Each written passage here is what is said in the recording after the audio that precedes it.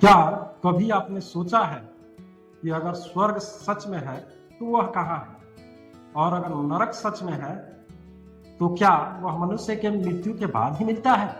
गरुड़ पुराण में मनुष्य के कर्मों और उनके परिणामों के बारे में बहुत ही गहरी बातें कही गई हैं, लेकिन इस पुराण को केवल डर का किताब समझना इसकी सबसे बड़ी भूल होगी, क्योंकि इसका संदेश सिर्फ यह नहीं है कि पाप करोगे तो नरक जाओगे, पाप करोगे तो नरक मिलेगा।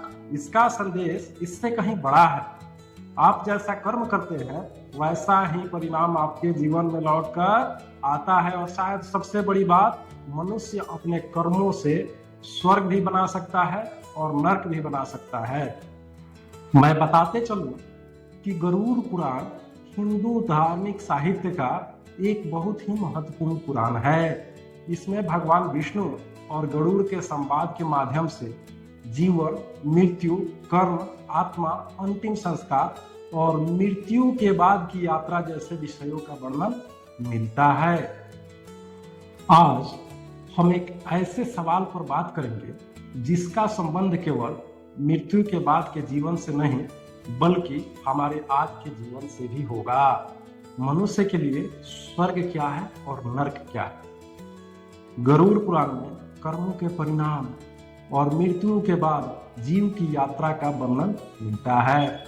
इसमें अलग अलग प्रकार के पापों के लिए अलग अलग नरक और उनके कष्टों का वर्णन भी किया गया है, लेकिन इन बातों का उद्देश्य केवल मनुष्यों को डराना नहीं है। इन वर्णनों के पीछे एक बहुत ही गहरा संदेश भी है। कर्म कभी व्यर्थ नहीं जाता है। आप दुनिया से छिप सकते हैं, लोगों से भी झूठ बोल सकते हैं, अपने कर्मों को सही साबित कर सकते हैं और अपने कुकर्मों को भी सही साबित कर सकते हैं, लेकिन अपने कर्मों के परिणाम से बचना आसान नहीं होता है। पार्ट 1, स्वर्ग और नरक की शुरुआत कहाँ से होती है? तो उदाहरण स्वरूप मैं बताते चलूं। कल्पना कीजिए कि दो मनुष्य हैं। पहला व्यक्ति बहुत ही धनवान है, उसके पास बड़ा घर है, गाड़ी है, पैसा है, लेकिन वह हर समय डर में रहता है। उसे लगता है कि कोई उसका पैसा छीन लेगा। उसे अपने रिश्तेदारों पर भी भरोसा नहीं होता है। उसका मन हमेशा चिंता में रहता है। दूसरी तरफ एक साधारण व्यक्ति है, उसके पास बहुत ज्यादा पैसा नहीं है, लेकिन वह ईमानदारी से कमाता है, अपने परिवार के साथ प्रेम से रहता भी है, किसी भूखे को खाना भी खिला देता है, किसी जरूरतमंद की जरूरत पड़ने पर अपने कैपेबिलिटी के अनुसार, कैपेसिटी के अनुसार मदद भी करता है। रात को जब वह सोता है तो उसका मन शांत भी होता है। तो इसमें आप सोच सकते हैं कि दोनों में सुखी कौन है। यहीं से स्वर्ग और नरक को समझने का एक महत्वपूर्ण रास्ता मिलता है। बाहर की परिस्थितियां हमेशा स्वर्ग या नरक तय नहीं करती है। मन की अवस्था भी मनुष्य के जीवन को स्वर्ग या नरक जैसा बना सकता है। फिर हम बात करेंगे पार्ट 2 में कि गरुड़ पुराण के अनुसार कर्म का महत्व क्या होता है। गरुड़ पुराण में मृत्यु के बाद जीव की यात्रा और कर्मों के फल का विस्तृत वर्णन मिलता है।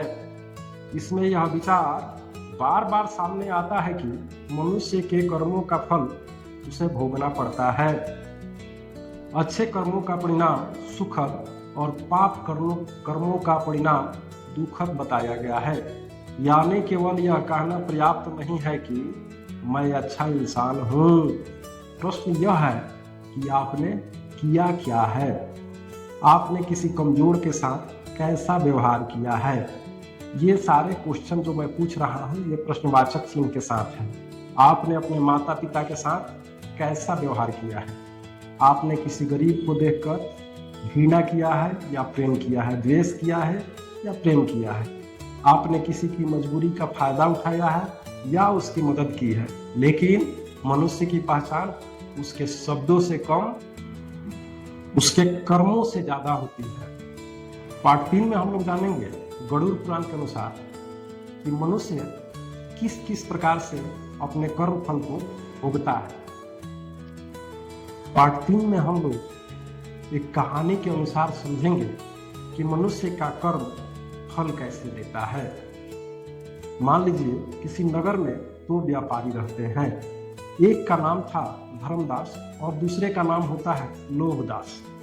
दोनों के पास लगभग बराबर धन होता है। धर्मदास व्यापार में ईमानदारी रखता है। अगर किसी ग्राहक के पास पैसे कम पड़ जाते हैं तो वह कहता है जब हो तब दे देना। लेकिन ये केवल कहानी है। आज के स्वरूप में अगर देखा जाए तो बहुत लोग फर्जी हो गए हैं। हमें व्यापार में सतर्क ही रहना है। किसी गरीब किसान की फसल खराब हो जाती है तो वह उसका कर्ज कुछ समय के लिए रोक भी देता है। दूसरी तरफ लोभदास जो है गरीबों को अधिक ब्याज पर पैसा देता है, परेशान करता है। मजबूरी देखकर कीमत बढ़ा देता है। ब्याज का जो दर है उसकी मजबूरी देख करके बढ़ा भी देता है। गलत माप तोल भी करता है और अपने लाभ के लिए दूसरों का नुकसान करने में उसे कोई संकोच भी नहीं होता है। समय बीतता गया।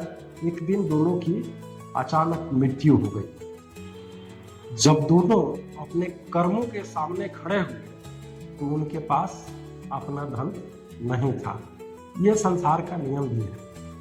न बड़ा घर था, न दुकान थी, न गाड़ी था। साथ था तो केवल उनके कर्म। धर्मदास ने जीवन में जो दया, सहायता और ईमानदारी दिखाई थी वही उसके लिए उसका सुख का मुख्य कारण बना। और लोभदास ने जिन लोगों को कष्ट दिया था उन्हीं कर्मों का परिणाम उसके सामने आया। कहानी हमें यही समझाती है कि जीवन में संपत्ति जमा करते रहते हैं लेकिन अंत में हमारे कर्म ही हमारे साथ जाते हैं। वो या तो अच्छे कर्म हो या तो बुरे कर्म हो। पार्ट 4 में हम लोग जानेंगे कि नरक से मृत्यु के बाद की बात है या पहले की। अब इस बात को अपने जीवन से जोड़कर देखना पड़ेगा। मान लीजिए एक व्यक्ति लगातार झूठ बोलता है। पहले उसे झूठ बोलने में थोड़ा डर लगता है, हिचकिचाता है, फिर उसकी आदत सी बन जाती है। फिर उसे हर झूठ छिपाने के लिए दूसरा झूठ भी बोलना पड़ता है। ये संसार का नियम है और जानिए इस नियम को आपके साथ भी ऐसा हो सकता है। दूसरा झूठ, तीसरा झूठ, चौथा झूठ और धीरे धीरे उसका पूरा जीवन झूठ के बोझ में दब जाता है। बाहर से वह सफल दिखाई दे सकता है लेकिन अंदर से डर, चिंता, अविश्वास उसको खोखला करते जाती है। अब समझने वाली बात यह है कि इस टाइप की सफलता या असफलता किसी नरक से कम है क्या? इसी तरह से क्रोध का भी उदाहरण ले लिया जा सकता है। जो व्यक्ति हर छोटी बात पर क्रोधित होता है वह दूसरों को तो दुख देता ही है लेकिन पहले अपने मन को जलाता है, अपने तन को जलाता है। ईर्ष्या करने वाला व्यक्ति भी दूसरों की सफलता से जलते रहता है तो हानि उसी को होती है, न कि दूसरे को। दूसरे का नुकसान उसमें नहीं होता है लेकिन उसका अपना मन जलते रहता है। जलन की प्रवृत्ति उसमें बैठे रहती है, परेशान रहता है। इसलिए जीवन में कुछ कर्मों का परिणाम उसी समय दिखने लगता है लेकिन बहुतेरे लोगों को आंखों पे पर्दा बंधा रहता है। उसका चरित्र ही वैसा होता है कि वो दूसरे से घृणा करेगा, दूसरे से जलन करेगा। ये ऊपर वाला उसके चरित्र में ये डाल देते हैं। सत्संगी के साथ नहीं रहेगा, पूजा पाठ का दिखावा करेगा। बहुत सारी ऐसी चीजें हैं जो जीवन में यहीं पे हमें भोगना है, भोग रहे हैं लेकिन समझ में नहीं आता। अब जब 4 नंबर टॉपिक समझ गए तो 5वां नंबर टॉपिक में फिर ये समझ में आएगा कि जब नर्क वो है तो स्वर्ग क्या है।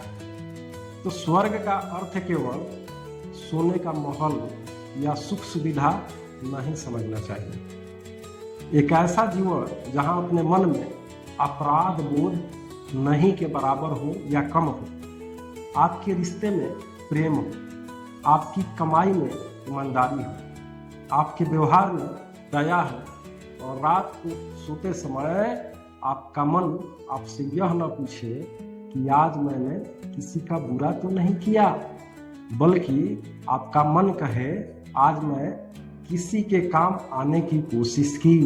यही जीवन की बड़ी संपत्ति है, जो अपने आप से संतुष्ट हो जाए, न कि जरूरतों के हिसाब से अपराध करने लगे, गलत काम करने लगे, मन को बेचैनी में ला दे।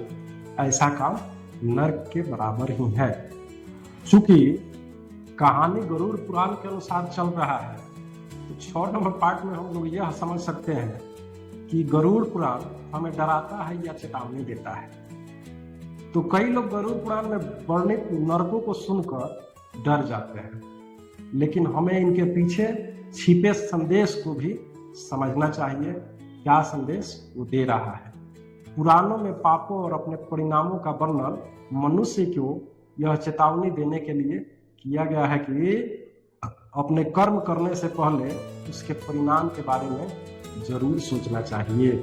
अगर आपका एक झूठ किसी निर्दोष व्यक्ति का जीवन खराब कर सकता है, तो झूठ बोलने से पहले रुकिए। अगर आपके लालच से किसी गरीब का घर टूट सकता है, तो लालच से पहले रुकिए। अगर आपके शब्द किसी इंसान को अंदर से तोड़ सकते हैं, तो बोलने से पहले सोचिए, क्योंकि कर्म केवल हाथों से नहीं होते हैं। कर्म, विचार, वाणी और व्यवहार, इन तीनों को मिला करके तब बनते हैं। सवालों के सिलसिले में एक और सवाल उत्पन्न होता है। जितना हम लोग पाठ देते हैं, इसमें से सवालों के सिलसिले में बड़ा सवाल क्या है? सवाल यह है कि अगर किसी व्यक्ति ने जीवन में गलतियां की हैं, तो क्या उसके लिए कोई रास्ता होगा या नहीं होगा? गरुड़ पुराण के अनुसार रास्ता तो होता ही है, और वह है सुधार की प्रवृत्ति, सुधार की समझ, सुधार का कर्म, गलती स्वीकार करना। जिससे गलती हुई है उससे संभव हो तो क्षमा याचना करना या क्षमा मांगना। गलत कमाई का रास्ता छोड़ना या गलत कमाई नहीं करना। किसी जरूरतमंद की सहायता करना। अपने व्यवहार को दिनों दिन बदलना। और सबसे जरूरी, आगे से वही गलती न दोहराना, क्योंकि केवल पूजा करना ही पर्याप्त नहीं होता है। अगर पूजा के बाद ही व्यवहार वही है, तो बदलाव कहाँ आया है? मान लीजिए आप पाप को कर्म कर रहे हैं, पूजा कर रहे हैं, तो इससे आपका नर्क का रास्ता नहीं बदल सकता है। ईश्वर को प्रसन्न करने की कोशिश से पहले अपने कर्मों की सुधारने की कोशिश हर इंसान को करना चाहिए और करते रहना चाहिए अंत तक। तो दोस्तों, स्वर्ग और नर्क की चर्चा केवल मृत्यु के बाद की दुनिया की चर्चा ही नहीं है, यह हमारे आज के जीवन से भी जुड़ी हुई है। जिस घर में प्रेम है, वह छोटा होकर भी स्वर्ग हो सकता है। घर में हर समय झगड़ा होगा, वह महल होकर भी नरक जैसा हो सकता है। जिस मन में संतोष है, वह गरीब होकर भी सुखी हो सकता है। और जिस मन में लालच है, क्रोध है, ईर्ष्या है, वह करोड़ों का मालिक होकर भी बेचैन हो सकता है। गरुड़ पुराण का कर्म सिद्धांत हमें एक बहुत ही गहरी बात याद दिलाता है। आपके कर्म ही आपके जीवन की दिशा तय करते हैं। इसलिए आज से एक छोटा सा संकल्प लीजिए कि किसी भूखे को भोजन देंगे, किसी दुखी व्यक्ति की बात भी सुनेंगे, किसी जरूरतमंद की मदद करेंगे, झूठ और धोखे से बचेंगे। और सबसे महत्वपूर्ण, किसी इंसान को केवल इसलिए दुख नहीं देंगे क्योंकि वह आपसे कमजोर है, क्योंकि शायद यही असली परीक्षा है। और याद रखिए, स्वर्ग खोजने के लिए हमेशा मृत्यु का इंतजार मत कीजिए। अपने कर्म को ऐसा बना दीजिए कि आप जीवन ही स्वर्ग जैसा बन जाए। अगर आपको यह विचार अच्छा लगा हो तो वीडियो को लाइक करें और इसे उन लोगों तक जरूर पहुंचाएं जिन्हें इसकी जरूरत हो। मैं हूं मुकेश भार्गव। आज के लिए इतना ही। वीडियो थोड़ा लंबी होगी तो जानकारी लंबी होगी, तो वीडियो थोड़ा लंबी होगी। वीडियो अच्छा लगा हो, कोई कमी हो तो कमेंट कीजिए और चैनल को सब्सक्राइब कर लीजिए। आज के लिए इतना ही। जय हिंद।